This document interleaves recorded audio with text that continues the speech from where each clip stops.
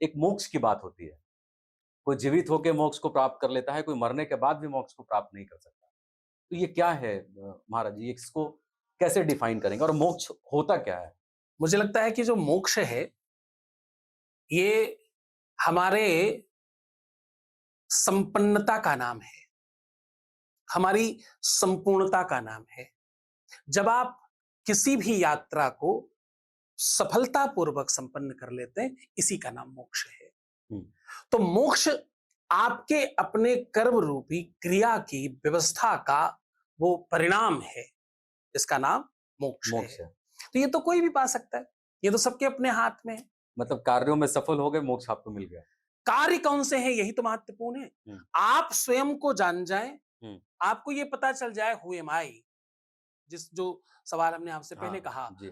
जैसे ही आपको ये पता चल जाता है हु एम आई, हुँ, और फिर आपको ये पता चल जाता है भैया हम क्यों यहाँ आए, हुँ, बस ये दो सवाल का जवाब मिलना ही मोक्ष है, क्योंकि इसके बाद फिर कुछ बचता नहीं है कुछ आपके बचता पास। आपके सारे काम तभी संपन्न होंगे। नहीं। काम सब्जी ला करके वापस आना मोक्ष नहीं है, हुँ, हुँ, बाजार से दूध लेकर के आ जाना हुँ, मोक्ष नहीं है। हुँ, मोक्ष है जब आप अपने जिस परिवार में आपका जन्म हुआ, जिस कुटुंब में आपका जन्म हुआ, जिस क्षेत्र में आपका जन्म हुआ, हुँ, जिस डिस्ट्रिक्ट में आपका जन्म हुआ, जिस प्रदेश में आपका जन्म हुआ और जिस देश में आपका जन्म हुआ, हुँ, जब ये यात्रा आप संपन्न करते हैं, इनके लिए कुछ कर पाते हैं, जी। तो आपको मोक्ष मिलता है। और एक लोग कहावत है या लोग कहते भी हैं, हम लोग भी सुनते हैं और सोशल मीडिया पे तो ख़ैर बाबाओं की बहुत भरमार है गुरुजी, इसमें कुछ कहा नहीं जा सकता है। लेकिन मैं सिर्फ़ चर्चा इसलिए कर रहा हूँ कि आपके वाणी से निकले हुए शब्द वो लोग को समझ में आए, जो लोग भ्रम फैलाते हैं। जी। अब इसी में हम बात करते हैं कि लोग पूछते हैं कि भगवान के पास मिलने का और भगवान का आशीर्वाद का शॉर्टकट क्या हो सकता है? ऐसे मूर्खों के लिए क्या कहेंगे आप?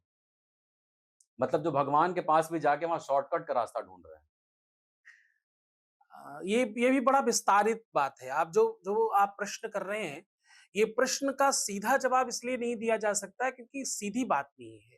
इसमें इसमें मैं बहुत और गहराई जोड़ता है। हूँ महाराज जी, जी, दूसरी चीज़ क्या है कि लोग आज कहीं भी मंदिर में जाएँ, तो उनको वीआईपी कार्ड एंट्री चाहिए। वहाँ भी उनको भीड़ में नहीं लगना है, वहाँ भी वो मेहनत नहीं करना चाहते, जी। वहाँ भी भगवान के लिए तप नहीं करना चाहते, वहाँ भी भगवान के लिए वो परिश्रम नहीं करना चाहते। वहाँ भी चाहते हैं कि बस जाएँ और भगवान के दर्शन हमें तुरंत हो जाए। आपके कमेंट में बहुत सारे कमेंट आने वाले हैं, आप सँभालिएगा क्योंकि मेरा तो काम है बताकर चले जाना। कौन सुनेगा और किसे सुनाएँ, इसीलिए चुप रहते हैं। अब आप कह रहे हो तो बताना पड़ेगा। मैं इस पूरी की पूरी बात से इत्तेफ़ाक रखता ही नहीं हूँ। और मैं इस बात का बहुत घनघोर सपोर्टर हूं कि वीआईपी कल्चर होना चाहिए। नहीं, यस, क्यों होना चाहिए? इस कल्चर से क्या इस पे मंदिर में ये बहुत पैसे जा रहे हैं? आवश्यक है, ये बहुत नितांत जरूरी है। और इसमें बुराई क्या है? हुँ, अगर अगर आप संपन्न हैं हुँ, और आपके पास तमाम परमात्मा ने व्यवस्थाएं दी हैं हुँ, और आपके पास एक ही चीज की कमी है, वो है समय। हुँ, समय नहीं है हुँ, और आप किसी भी तरह से वीआईपी तारतम्य के द्वारा आप हुँ, दर्शन करने पहुंच जाते हैं और दर्शन करके चले आते हैं। हुँ। इसमें तकलीफ किस बात की है? तकलीफ इसमें 2 चीज़ की है महाराज इसमें जी, मुसीबत क्या है? मुसीबत 2 चीज़ों की है। जी, पहली चीज़ तो वो कि वो इंसान जिसको प्रभु ने जन्म दिया, जी। वो गरीब हो, काला हो, गोरा हो, लंगड़ा हो, लूला हो, बूढ़ा हो, जवान हो, बच्चा हो, कोई भी हो, उसको पहला हक है कि वो प्रभु की शरण में जाए और प्रभु से यही उम्मीद करता है कि उसको भी उतना ही आशीर्वाद दे, जितना वो धनी को दे रहे हैं। तो इसमें ये अंतर है। लगेगी आग तो आएंगे कई घर जज में। हुँ, यहाँ किसी का जाति मकान थोड़ी है। मैं आपको बार बार कह रहा हूं, सबको परमात्मा ने बराबर दिया है। न हुँ, किसी को अमीर न किसी को गरीब बनाया, सबको एक जैसा बनाया। दो हाथ, दो पैर, दो आंख, दो कान, नाक, मुंह, पेट, पीठ, सब कुछ बराबर बराबर दिया है। आप क्यों नहीं सम्राट बनते? हुँ, आप क्यों नहीं अमीर बनते? आप क्यों नहीं कर्मशील बनते? हुँ। Who interrupt you? कौन रोक रहा है? कौन आपको अवरोधित कर रहा है? ये और महाराज जी कौन कहता है कि तुम अमीर नहीं बनो?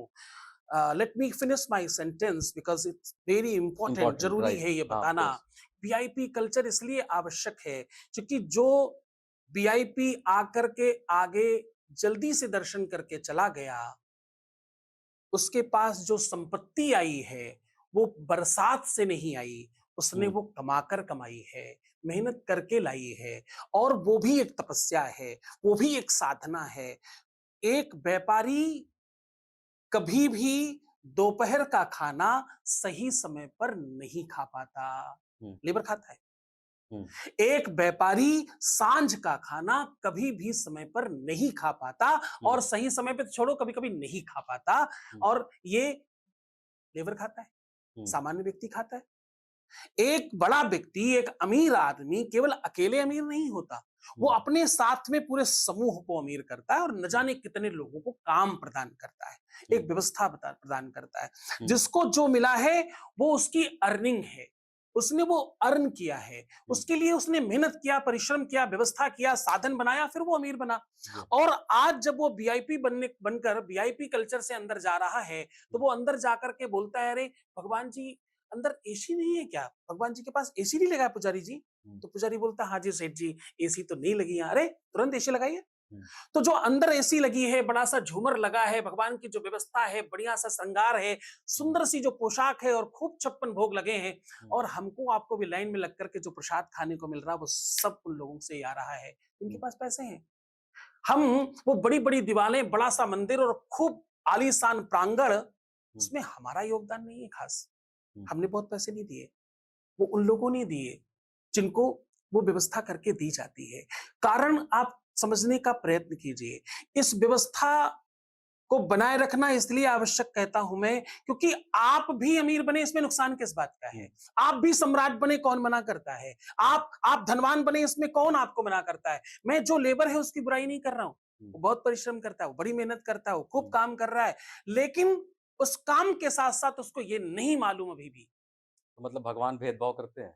भगवान कहाँ भेदभाव कर रहा है। तब तो भगवान ने अगर आपको दो हाथ, दो पैरों में से एक पैर दिया, तो यहाँ पर हुँ, हो सकता है आपके ही अपने कर्मों का फल होगा, लेकिन फिर भी आपको वीआईपी हुँ, सीट मिलनी चाहिए। तो बसों में भी अवेलेबल है, हुँ, ट्रेनों में भी अवेलेबल है, हर भग जगह अवेलेबल है। तो भग आपका, आप जहां पर कम है वहां पर मिलना चाहिए, इस हुँ, बात का भी मैं पुरजोर प्रशंसक हूं। लेकिन जहां आपके पास सब है, हाँ, आप तीर्थ में जाकर माली से भी झगड़ेंगे, हुँ, तीर्थ पे जाकर आप प्रसाद वाले से भी झगड़ेंगे, तीर्थ पर जाकर जो आपको बिठाकर ले जा रहा है रिक्शे वाला, उससे भी आप झगड़ेंगे, हुँ, तीर्थ में जाकर जो लाइन में लगे लोग, उनके साथ भी आप बदतमीजी करेंगे, हुँ, तीर्थ पे जाकर के आप तमाम उन लोगों की सामग्री को तड़ेंगे, और पता नहीं क्या, मतलब शायद शायद कहीं उठाई नहीं ले जाए, वो हुँ, सब भी आप जाकर के करेंगे। हुँ, तीर्थ में जाकर के जो नहीं करना चाहिए वो भी आप करेंगे, हुँ, और फिर भी आपको वीआईपी कल्चर मिलेगा, फिर भी आप कहते हैं भगवान भेदभाव करता है। तो हुँ, ध्यान रखना, अन्न क्षेत्रे कृतं पापम पुण्य क्षेत्रे विनश्यति, पर पुण्य क्षेत्रे कृतं पापम वज्रलेपो भविष्यति। जो तुम हुँ, सामान्य जगह में पाप करते हो, वो तीर्थ पे जाकर नष्ट हो जाता है, लेकिन जो हुँ, तीर्थ में जाकर पाप करते हो, वो हुँ। दुनिया में कहीं जाने से नष्ट होता नहीं है, वो तुम्हारे साथ रहता है, और इसको तुमको भोगना ही पड़ेगा, कोई संदेह नहीं है इसमें। हुँ।